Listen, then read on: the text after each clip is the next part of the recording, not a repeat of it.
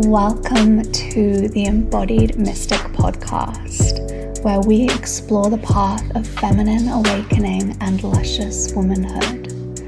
Together we'll be diving into topics like sacred sexuality, feminine embodiment, spiritual healing, and soulful relationships.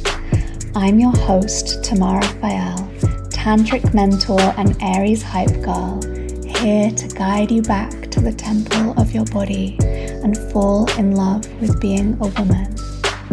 I look forward to journeying together.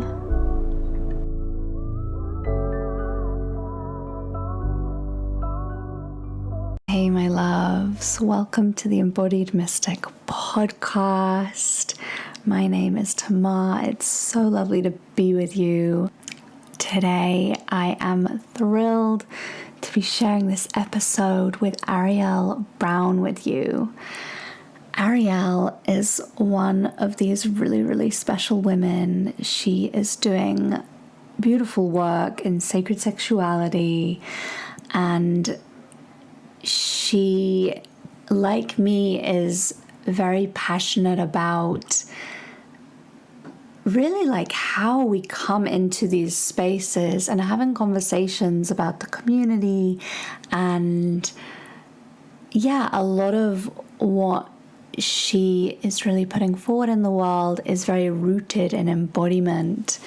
You know, it's about how can we feel safe in our bodies, how can we know ourselves on a deeper level. And for any of you who've been listening to the podcast, who know a bit about kind of the flavor of sacred sexuality work that I bring, you know that's very much in alignment with my way of teaching.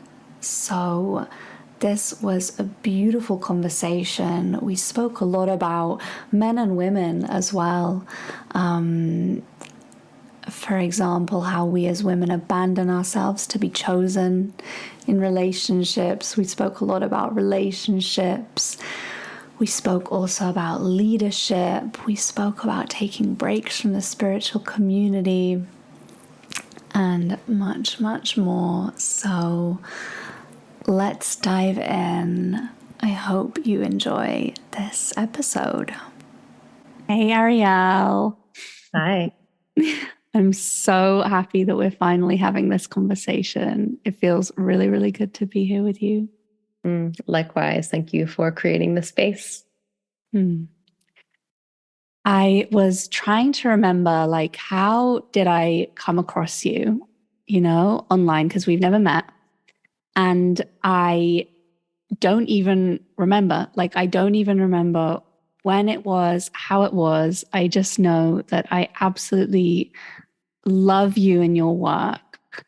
I feel like you have such rich insight on so many of these topics that just light me up around sacred sexuality and embodiment and leadership. And you really feel to me like such an incredible asset to this community. So I just really wanted to thank you for your service, and I'm excited.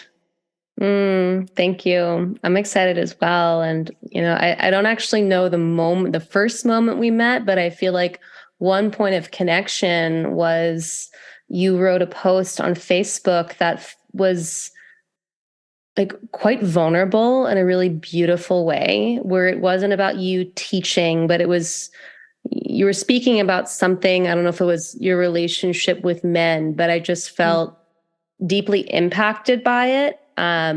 Because to me, it was the type of share where if a person is reading it, but isn't really tapped into like your embodiment around it, like it can go into advice giving or whatever. And to me, it was such a powerful share. And I felt such deep gratitude, that you did share it, that I remember I reached out to you and sent you a voice memo. And I was just like, thank you for doing that. I see you and I feel you, and thank you. Thank you for reminding me of that. Yeah. And I was so I felt so deeply touched to receive that from you, because I admire you, and I guess that's that's one of the really beautiful things about community, and especially the power of the internet. It's like getting to feel and see and witness each other in all these different ways from across the oceans. Mm. Yeah. Thank you. So I'm really curious, Arielle, to hear about how did you get into doing the work that you do? I got into the work that I do through being really good at abandoning myself because of my desire to be chosen by a man. Oh, yeah, I have no idea how that feels. Like, I'm totally joking. I've told that question has been asked to me so many times in podcasts, and like it can go anywhere from like multiple minute response, but I just bottom lined it for you in one sentence. It's great. Damn. Yeah. And you wrote such a beautiful post about this recently.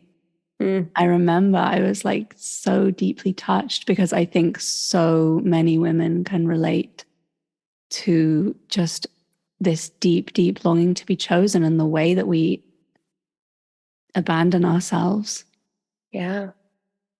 Yeah. Thank you for kind of cycling it all around for me, because I really feel like that post, like I knew that that post was wanting and waiting to be written for a good 4 or 5 months. You know, after I had, as I shared in the post, completed a relationship with a man where I actually did have the experience of being deeply chosen by him. And having that deep desire and need to just feel chosen, and how that satiated something me.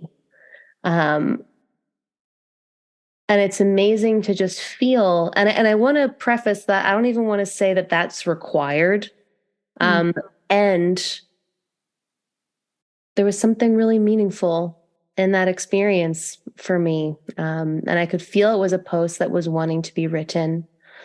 And it felt important to share, because I feel like there's this way that partnership and finding the one is pedestalized, not just in culture, but also like, you know, in spiritual work. It's like, you're doing something wrong if you haven't called in the one yet. And that we can see it from this place of lack.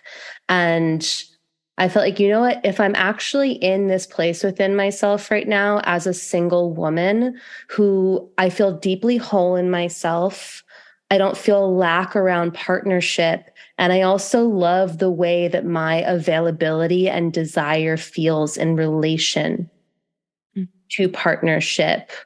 I want to share that. Because in all honesty, you know, we were just having a little pre-conversation. And to me, one of the things that I feel just like, you know, not interested in is the calling in the one, like I'm calling in my king, like there. And it's this cliche in the spiritual communities. And I want to preface that everything can be the real thing. Like you can genuinely be in the place where your soul is ready to call in your king. And maybe it's something that doesn't even need to be fiercely proclaimed, but it just is the simple truth, and you do it. But yeah, I like this place that I'm in right now. And I haven't been in this place for most of my life. I feel you. And that is some damn powerful work, you know, to go from abandoning oneself and all of the like, oh my gosh, like I know how subtle that can be. All those ways, like it's like so, it can be so deeply ingrained in our being and our psyche, all those like little ways that we abandon ourselves and put someone else first and like leak our energy and our power in that way. And I, knowing a little bit of your work, Arielle, and your writing, I can feel the depth of your embodiment and not just your embodiment, but your sensitivity to the subtle. And this is like deep, deep, deep work. Yeah, it is. And I appreciate you feeling it and knowing it. Because especially early on in my work, I've been in the game, the practice, the sharing for about a decade now. And I always knew that doing that deeper work around relationship and intimacy and sexuality was so deeply important. And yet I simultaneously felt like it was this thing that people put in like a suitcase around. It was like a piece of like life, but it wasn't the most important thing. Like, oh, sexuality, romance, like, yeah, that's cool. Maybe let's work on this in my spare time, but it's not the priority. And I could always feel like this is really important. And it's not just about having a yummy partnership or being able to have better sex. And the deeper I got into it, I was like, these subtle ways that I've learned to abandon myself or compromise myself or give myself away because of the longing for love in romance or sexuality, the more I became aware of how that blueprint, that little vibrational blueprint, permeates and permeated every single aspect of my life and was literally creating a lens through how I perceived reality and what was happening in my life and what I believed was available to me in my life. So creating that connection and that awareness, it's like living in a different world, different dimension. Yes. Yeah. Oh my gosh. I so feel you on this. So around the time that I wrote that post, I feel like that post might have come after I made this decision to do 6 months, no dating. So I took that decision in around January to do 6 months of no dating. And that was such a huge and terrifying step for me because I had just built my whole life and my whole existence around being available should my soulmate suddenly show up. And I just lived in this little fairy tale of like, could be here any moment, I could meet him at this event. I could and I knew I had this awareness that it was taking up way too much of my life. Basically, the desire for love, the desire for relationship, the desire to be chosen, that I did a lot of work on that. So that felt a little bit like more chill. But there was just this part of me that was always available. Always available. And by being always available to that, there was this imbalance with how much energy I gave to that part of my life. And other things just got kind of abandoned. And in this 6 months of like reprioritizing, I have got so much done. And it's not just about ticking things off my list. It feels like investing in my dreams and investing in myself as like a well-rounded person. Yep. And my God, it's been really like so important. I love that. Thank you for sharing. And what arises, and this feels important because everything's frequency and everything's energy, and we're working in the realms of subtlety. And it's like there's the true thing. There's a quality that we're speaking about right now, which I suppose I would describe as like, I mean, it's like it's holding our container. Like I would describe it as, this is me holding my energetic container where I'm grounded in myself. I'm whole in myself. I'm discerning about what I let in and what I let out. And there's kind of like the imbalance on both sides, where it's like you were describing, and I've had my own version of this, like such a desire and a yearning for the thing that I'm just putting too much energy out into it, and likely also not receiving super cleanly, like receiving just there's wonky energy coming in. And as we come into this space of like, okay, like you said, I'm taking 6 months off from dating, and I'm in my own version of just like my own wholeness. And what I don't feel in you, what I love is like the underlying, and like, am I allowed to curse on this show? Like, what I'm not feeling is like, fuck, man, I don't need a man.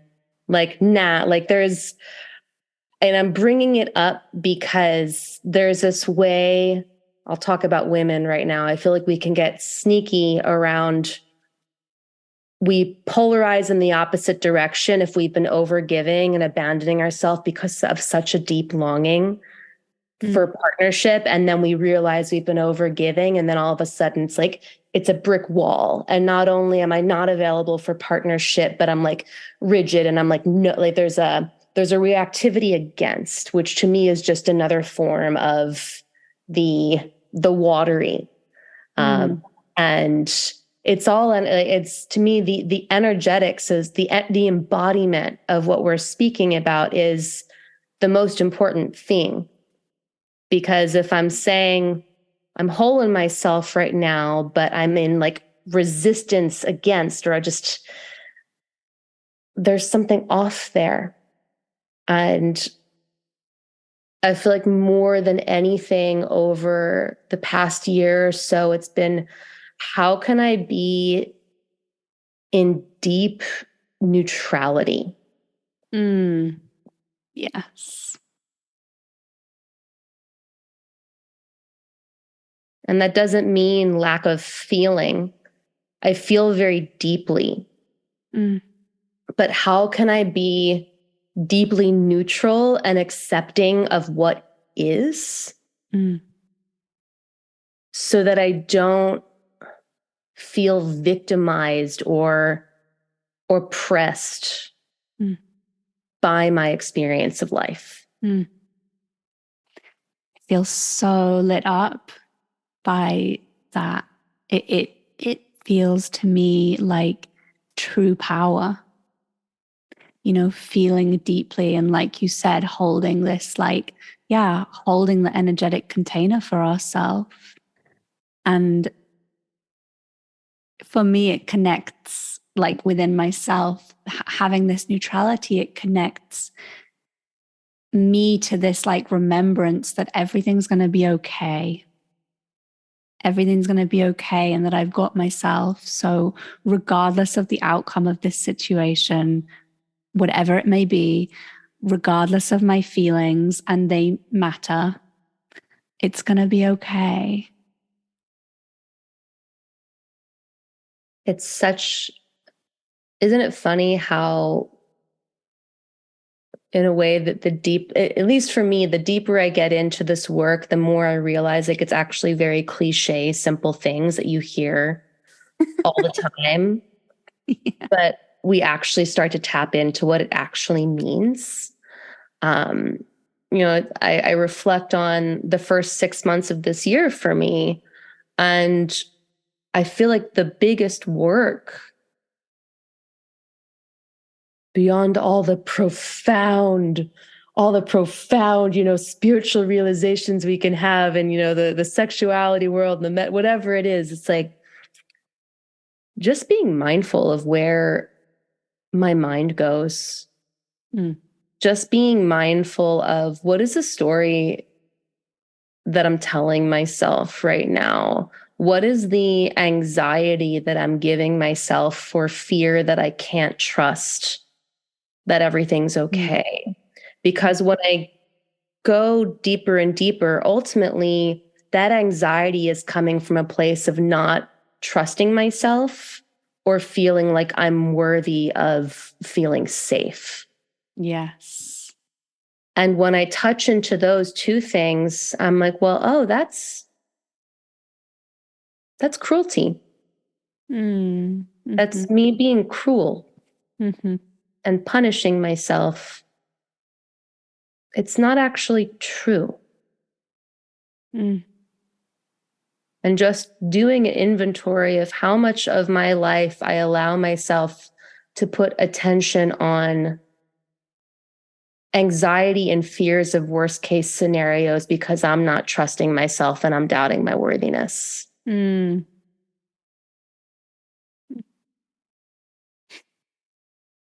No, bro. No. Yeah, and it's like what I love about this is that like this is the mindset that makes embodiment possible. Because without that sense of it's okay, like I am safe, I can be here, it's safe to be present, it's safe to feel my body, it's safe to feel what's going on. It's like the fear, in a way, for me anyway, like the fear and the anxiety that kept me in my mind and disconnected from my body. And it was only when I allowed myself, actually on a psychological level, to accept that maybe everything was okay and it would be okay and that I was safe, that I could really let myself be in my body.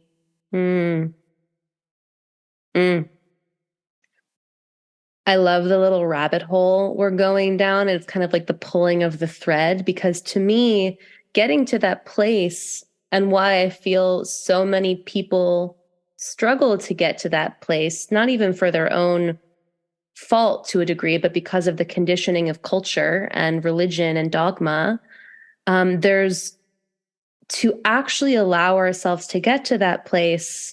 It requires to me, it requires us to look at the places where I'm allowing shame, guilt, or an immensity of grief that I'm not allowing myself to feel, to be the thing that guides my daily life. Because for me to just say, like, Arielle, and it's a paradox, right? Because I'm enough, I've already done enough, and simultaneously, I'm building a fempire. I am. Yes, you are. And it's like you have your own version. Like to me, it's not I am enough and okay, I'm going to stop doing things. It's about realizing that my worth and my value, and again, this is so cliche, is not based upon me needing to do more. And we can talk about that and we can say that, but if I'm carrying around shame, which to me, likely every human being on the planet is doing that. It's just a matter of how much shame you're carrying about feeling how you feel, wanting what you want, being a sexual being, being a human being.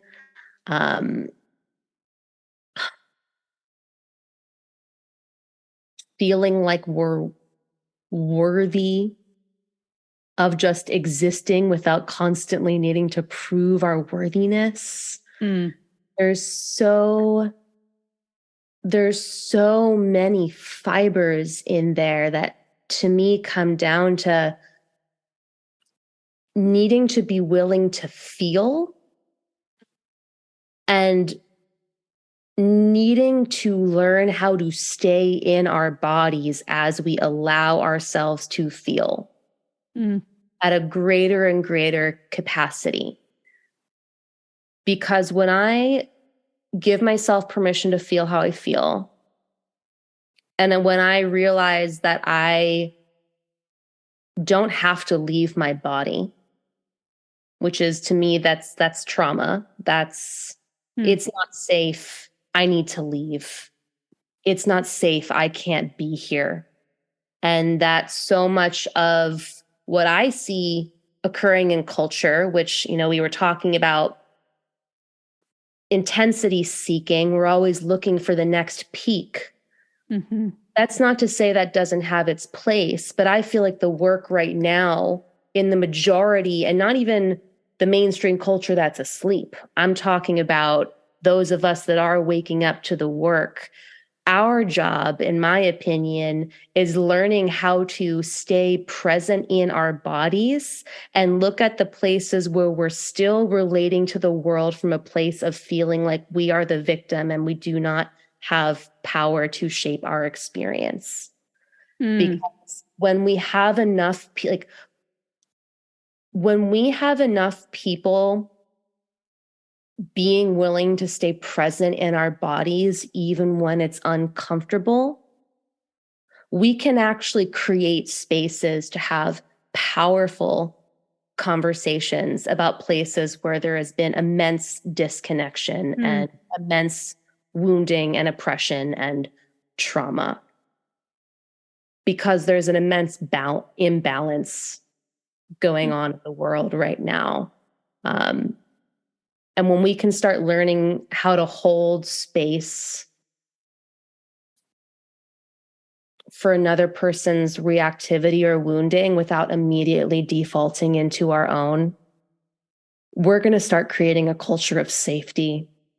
And we need to feel fucking safe. Like we need to feel safe, so that we can be free. In my opinion. It makes me curious how different the world would look if there were more, embodied conversations happening in leadership positions in the world. Yeah. And even this word embodied I feel like the definition of embodiment is still very misunderstood or not understood. I'd love to hear your definition. Yeah.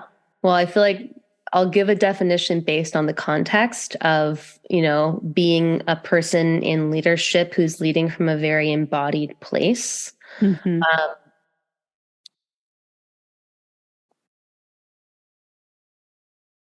The pieces that come up are first and foremost that I know that I get to be human.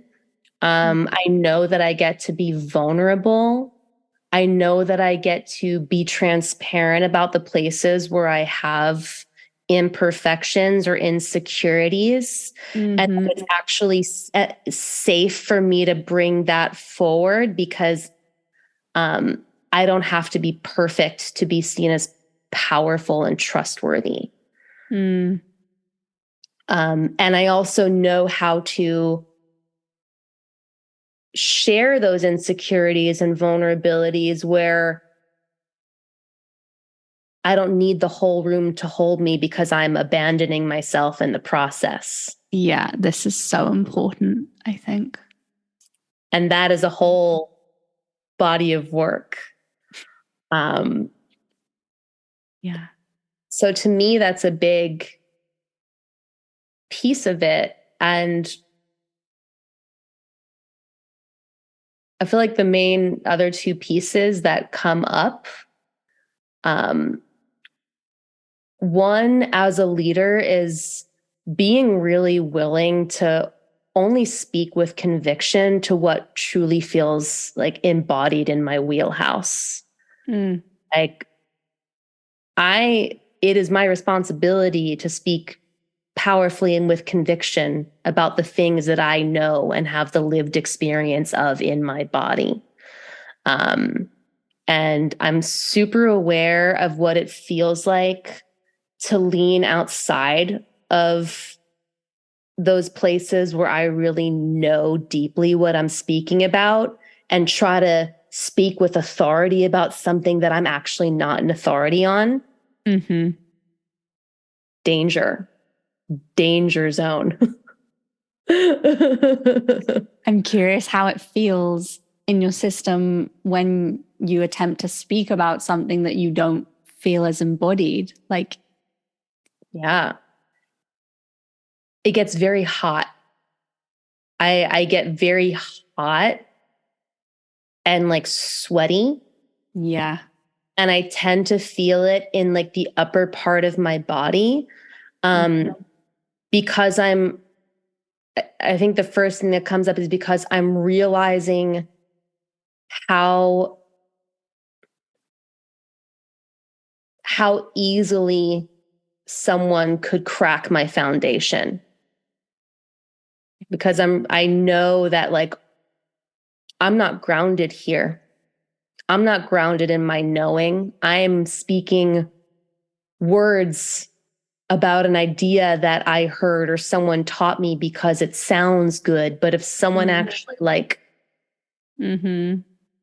knocked on my porcelain doll, it'd shatter.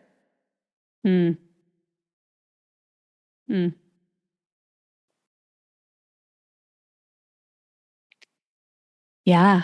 And there's so much, like we all have our individual gifts and areas of expertise and knowledge. And it's so joyful to speak about those things that we're passionate about and we've invested time and energy into. Yeah. And, to me, I feel like it's wild to say this is a place that I feel comfortable. So maybe I won't quite say it like that, but doing my own personal racism work. And by doing my own racism work, I mean, receiving support and educating myself around the places where internalized racism exists in me in subtle ways, and how my privilege as a white person with adequate resource plays into how I perceive reality in a way that I cannot actually ever know because I'm not in the body of a person with different colored skin. And how to hold that without crumbling in on myself in shame, and learning how to have powerful, connected conversations, especially with Black people around just taking deep ownership for the places where I don't know. And just being willing to be humble and let it flow through me so that I can be a trustworthy space, as opposed to having I'm not a racist. Here are all the reasons I'm not a racist. And I know all the things to say so that you'll know I'm not a racist. It's I feel like that blueprint of the places where we as leaders try to defend our rightness so we're not perceived as imperfect is the antithesis of embodied leadership. Yeah, I love that. And it makes, even though it is scary, and it can be scary in a way to be humble and to admit our shortcomings, or where we're ignorant, or where we're just inexperienced. I feel like in some way it makes stepping into leadership actually feel more accessible.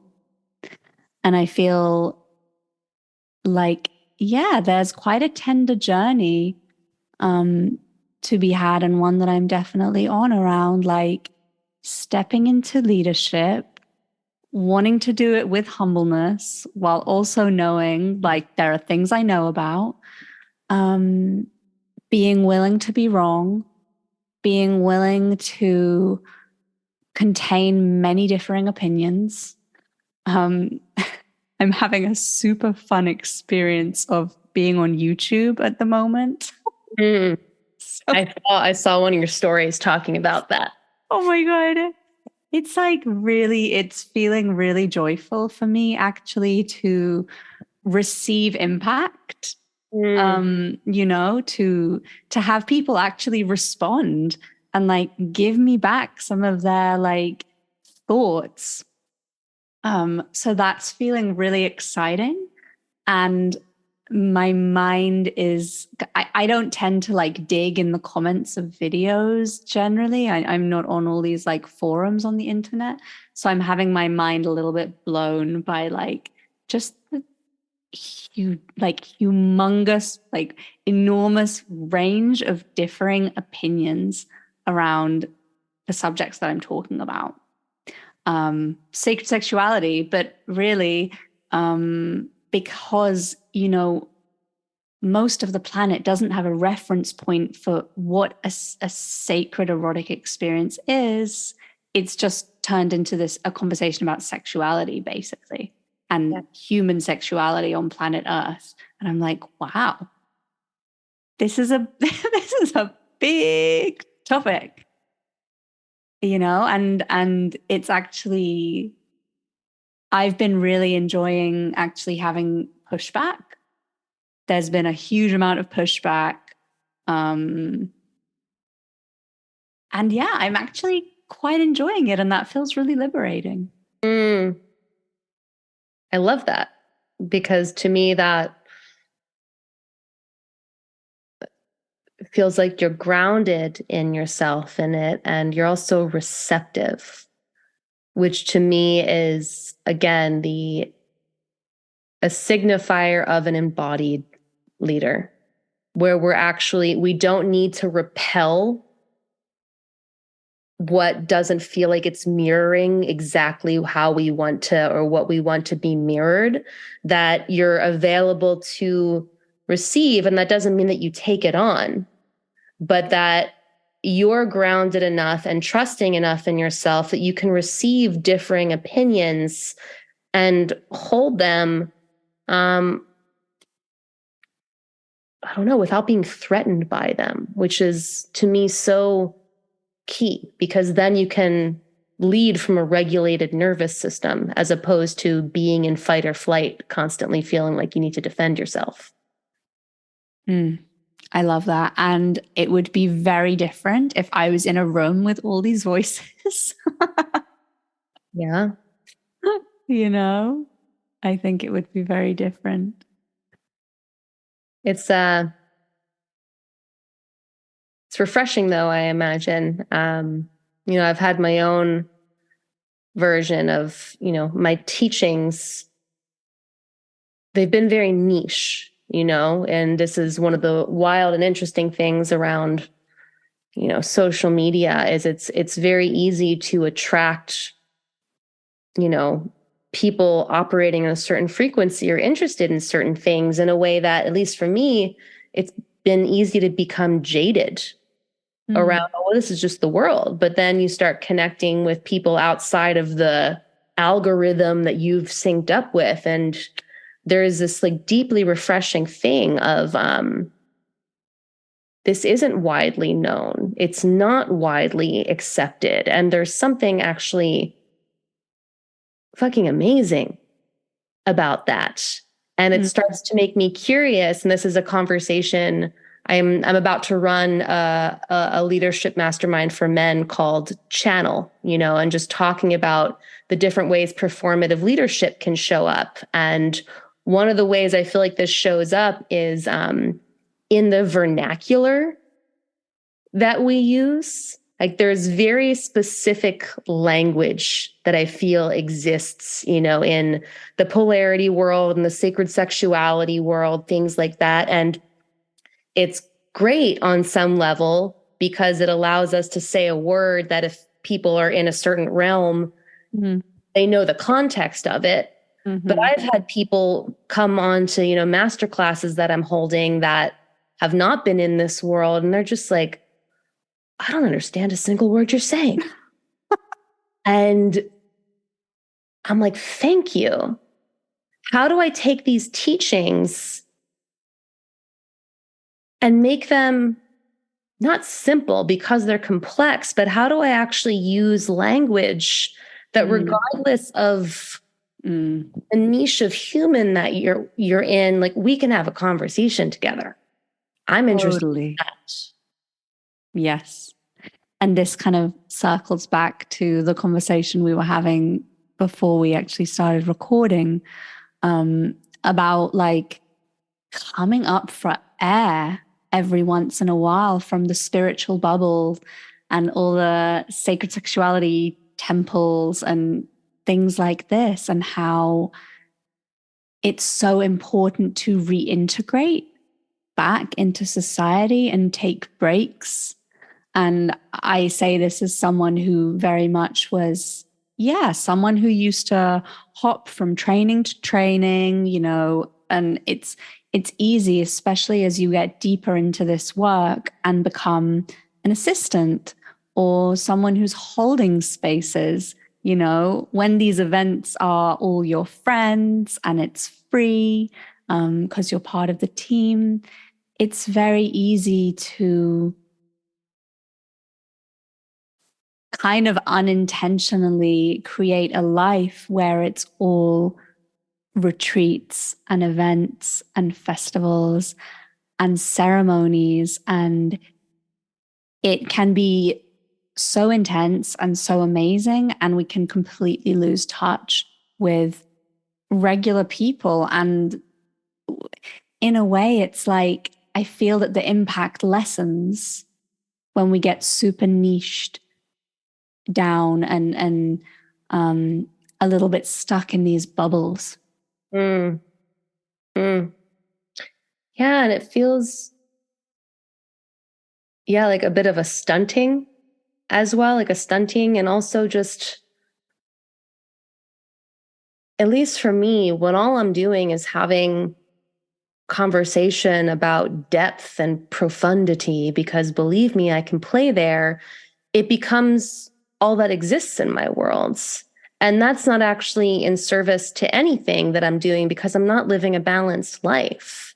And, it's one of the things I so appreciate about, I'm out in Norway right now, and just the friend group that I'm connecting with, they're not in a spiritual community. They work in the restaurant industry and they drink beer regularly, and just, and it's so, it's like genuinely, it's like, thank God.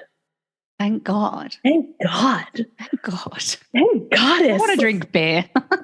Oh, it's good beer out here. But it's needed. And it helps me get my head out of my ass of like, yes, the most important thing in the world. I mean,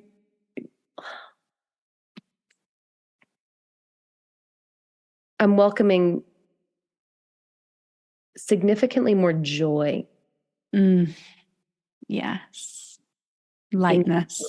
Yeah. Yeah.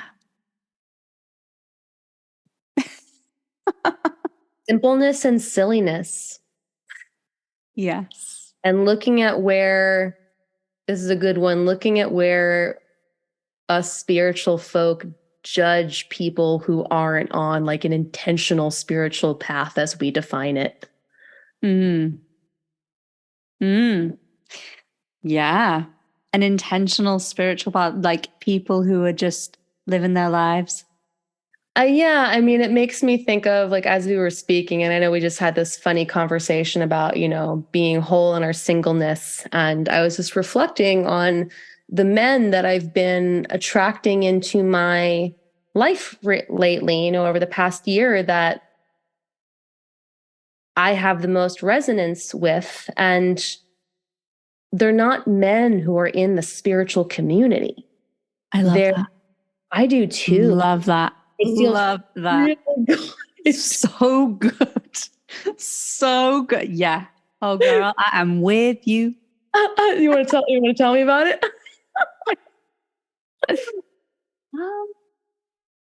Well, okay, I have. This is feeling a little bit more like girl talk, which I'm totally down for. I mean, most of these podcast listeners are women. Well, we can do girl talk. We can do a bit of girl talk. Yeah. I have a friend, a very sweet friend who I've known for many, many years. He's not part of the spiritual community. And he's been saying to me for years, like, Tamar, you just got to date normal guys. Like, you wouldn't have any of these issues. You dated normal guys. Which is true. There'd be different issues, that I do believe there's always something. And I feel like that's part of life. Like, I'm not perfect. The men I date aren't perfect. So you choose, right? We get to choose. And yeah, I mean, I can say that like what attracts me is stable, grounded, powerful, protective, masculine energy. I love feminine energy too, but I definitely want to be with I don't know. Like it's so funny. Like I go to say masculine man and I'm like, this is so cliche, but it's true. Like I want families, families. I want one family, and uh, you know, beloved who I can build like a happy, beautiful marriage with. I want to do that. And I'm attracted to these very traditional qualities of masculinity, actually. And when all is said and done, I mean, I love all the spiritual stuff, but there are so many like incredible men out there who are in touch with their masculinity, who have hearts of gold, who are beautiful beings, and they want to find their beloved. And for me, they don't need to be holding ceremonies or microdosing or know what ecstatic dance is. If he has awareness and wants to work on himself and cares about that, like cares about like growing and learning and developing, and he's a good person, like I don't need more than that. Yeah. I thank you for sharing. And I feel similarly, and also wanting, I have this thing around, when we say a masculine man, to me, because there's so much misunderstanding or confusion of, Yes. masculine is a man. Yeah. No. And I'm not saying this to you, but clarifying that to me, a man who is masculine cannot have a healthy masculine expression if he isn't connected to his feminine. Absolutely. Yes. Yes.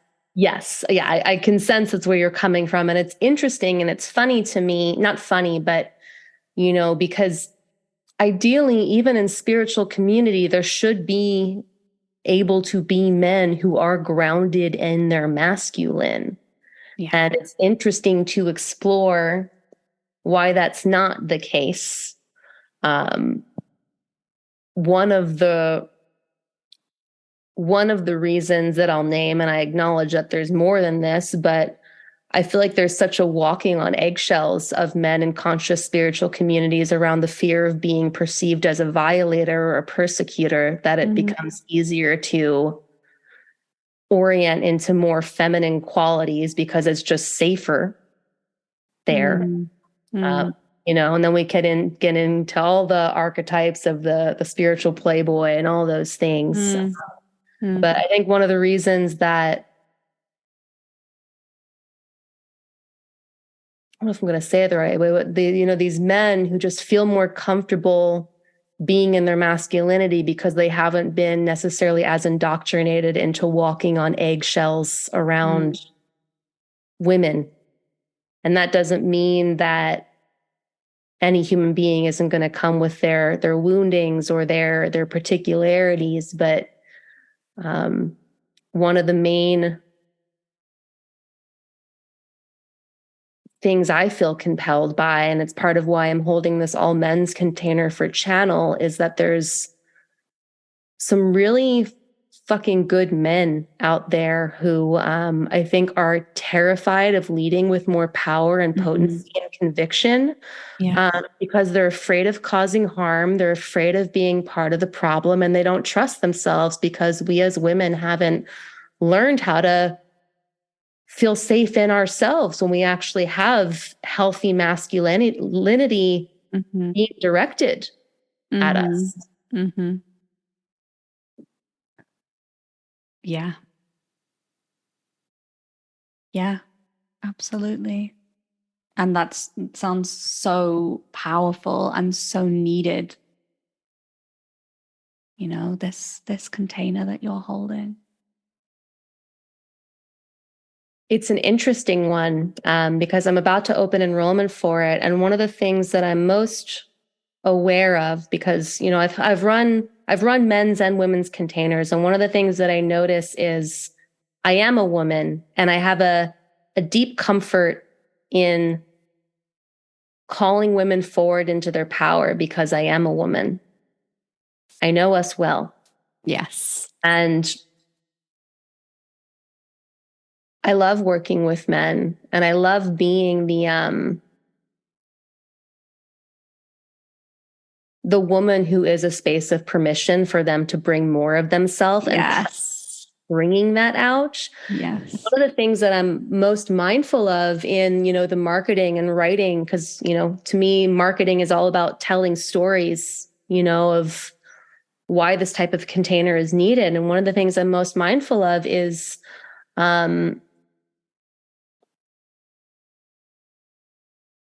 not wanting men to feel like they're being made wrong for the places where they might perceive they have shortcomings. Because I feel like there's such I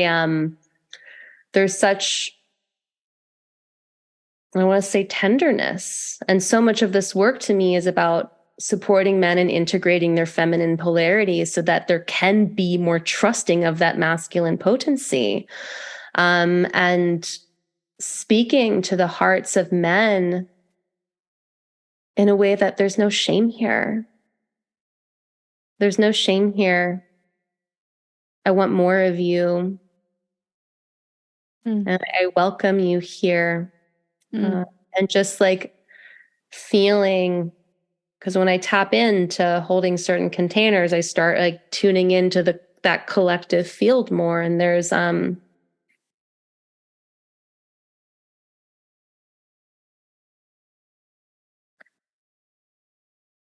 just feel like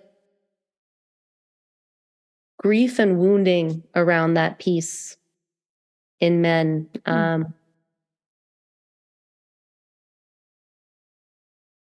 Around not being enough or being a disappointment, and also feeling like they're not allowed to have feelings around it because they're a man. And what that does, what that does to men in positions of power when they're meant to have it all together and be stoic and be impenetrable and invulnerable.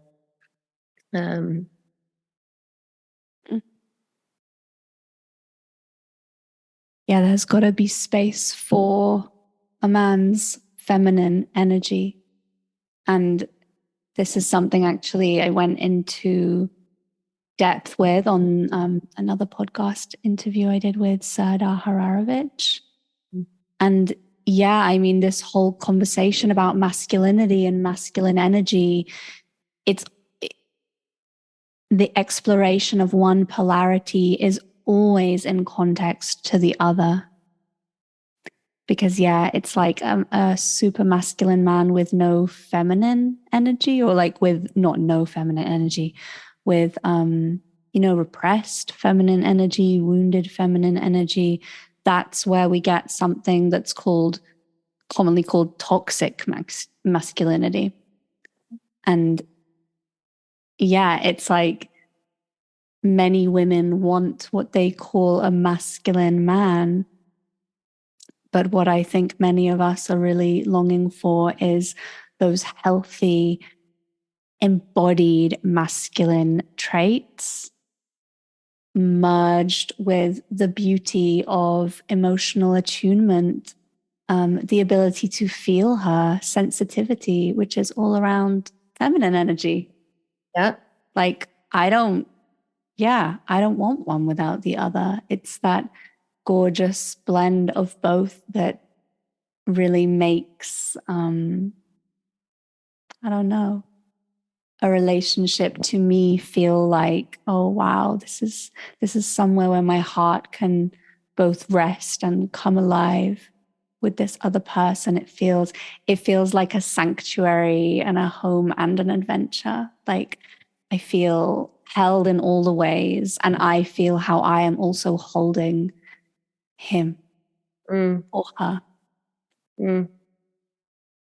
Yeah.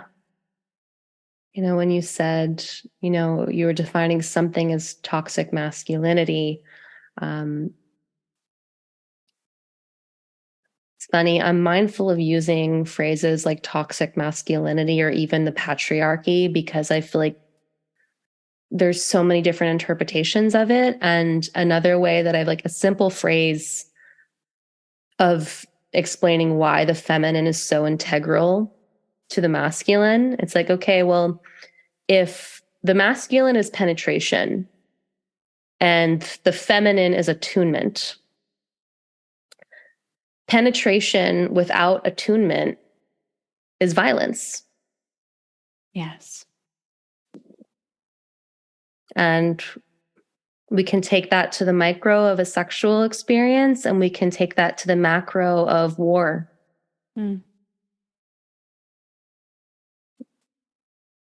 Penetration with attunement creates connection with what we're penetrating. It requires us to acknowledge that we are connected to what we are penetrating. And as a result, we're also penetrating ourselves. And if we're aware of that, we're going to be way more present to our impact.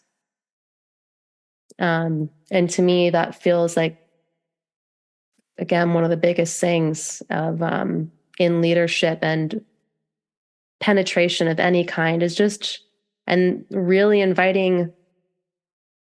A big part of my work has been like helping to empower women to realize how reckless we can be with our power if we constantly feel like we're the victim.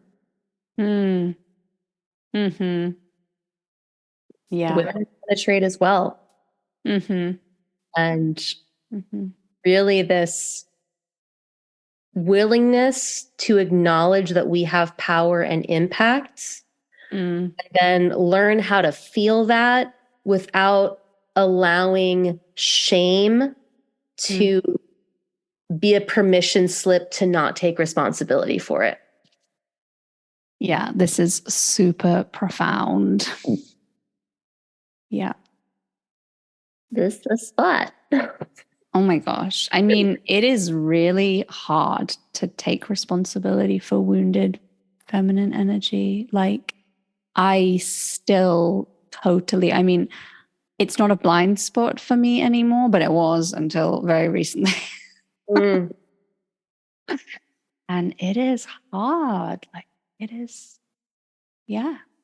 it's not easy, but it's super, super, super important, because by doing the work and learning to take these steps incrementally as women to understand where our own woundedness, or like wounded feminine energy, like where we kind of use our emotions in manipulative ways, where we lash out, where we have these kind of emotional outbursts, we're influencing in the way we know how, and very often it's not something we're consciously aware that we're doing. Yeah. And I feel it's doing this work that makes us more safe for men to be in relationship with, and to start to be also more in their feminine energy and allow more of that like emotional exchange to happen, because that is so essential for healthy relationships. Totally.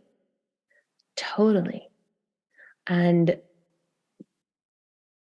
man, it's been so beautiful, because I've even been able to receive like another subtle layer of where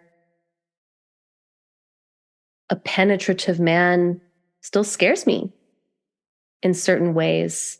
And in the context of, like, I was having a conversation with a girlfriend, because I've been, having a conversation with this new man who's popped into my life. And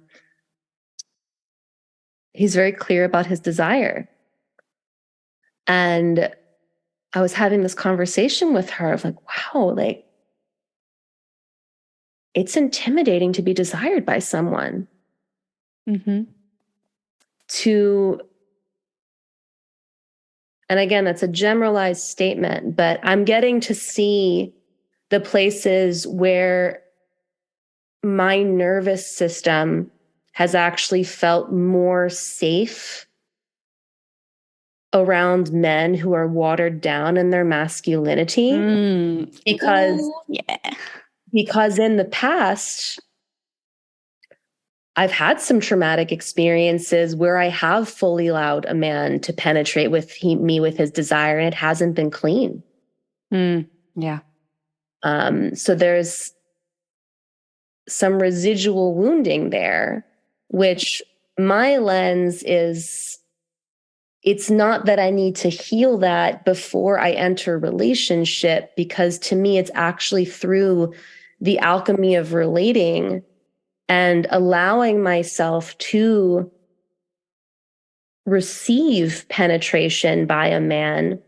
And I'm not even just talking about physical penetration. I'm talking about allowing him to penetrate me with his awareness and his consciousness and his desire, by a man that I don't feel like I have control over, and that I can't manipulate, and that we may not have all the same perspectives. And I like really have been getting to see the places where like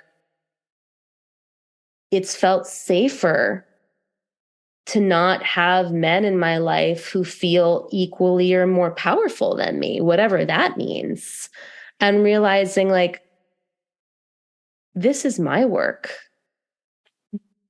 This is where I can say I desire something. I desire a powerful, penetrative man who, yes, is continuing to work on his own attunement. And I want to feel his willingness to dial in with me more. And this is showing me the places where my past trauma may still be leading the show in terms of how I respond. And that this is my work, so I can actually be energetically available for what I'm saying I'm wanting. Beautiful.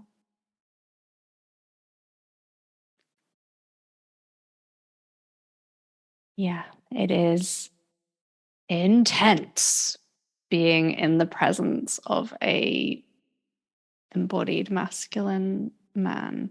And it's not like we can have all of these like defense mechanisms and things in place, I believe, that can stop us actually from fully feeling that impact because of how vulnerable and scary it is to feel so much. Yeah. Yeah. And really getting to see how, again, it invites me into deeper mastery of how I hold that. Because in the past, when I've felt the immensity of that feeling, my response has been, well, I need to make the man understand exactly what's going on with me, because if he understands, then I'll be safe or whatever, or then I'll feel validated, because the fear of not being understood by a man in the past has been a place of deep insecurity and self-abandonment. And getting to this place in myself of realizing this man may actually never be able to understand what I'm feeling because he's not a woman. Mm-hmm. And there could be a whole bunch of other things, but like getting to this place of there's beauty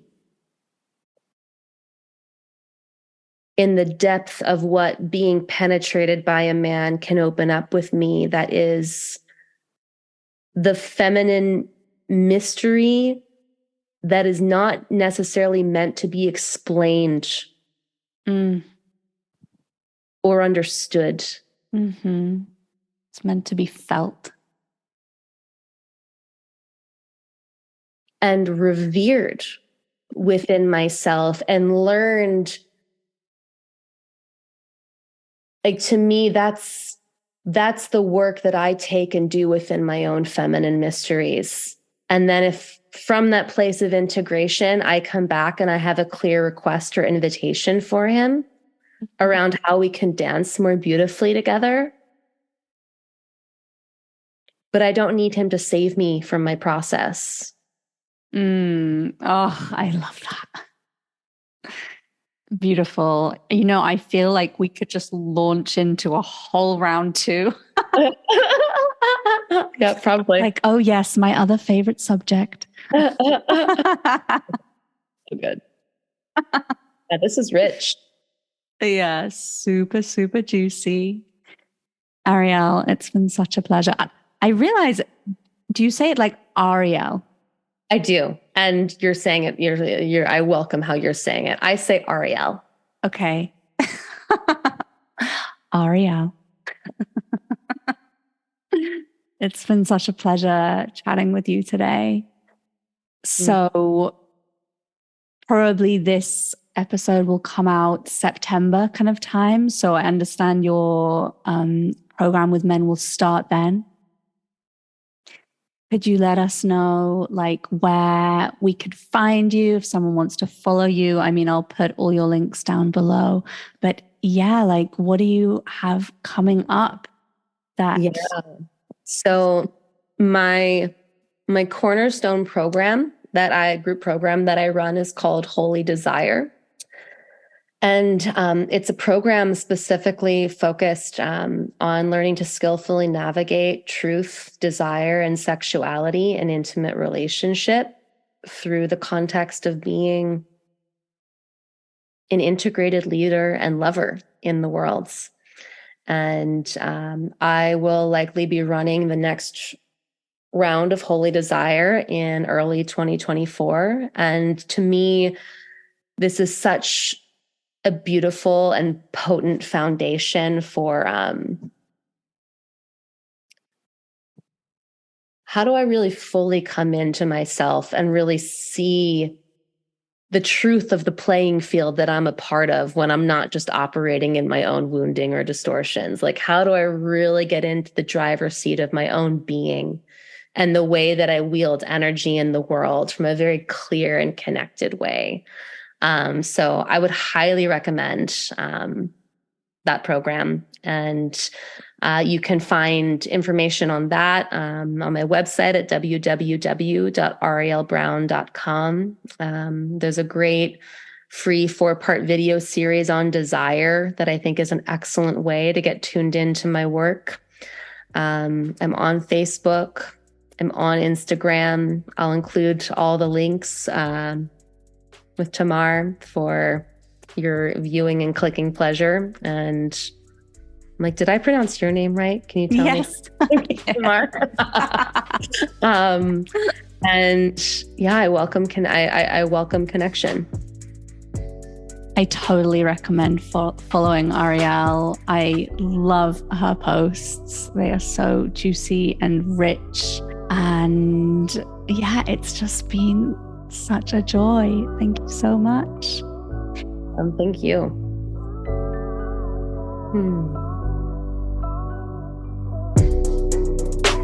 You're listening to the Embodied Mystic podcast. Thank you for being here and for hanging out with me. I hope you enjoyed today's episode and that it could serve you in some way. I'd love to hear from you. My inbox is always open. Let me know what spoke to you in this episode and if there was a moment that lit you up or brought you into deeper self-reflection. If you loved this episode, I'd be super grateful if you took a moment to leave a review or share with a friend. You can do this easily by visiting the link in the show notes. It's been a real pleasure connecting with you today, and see you soon.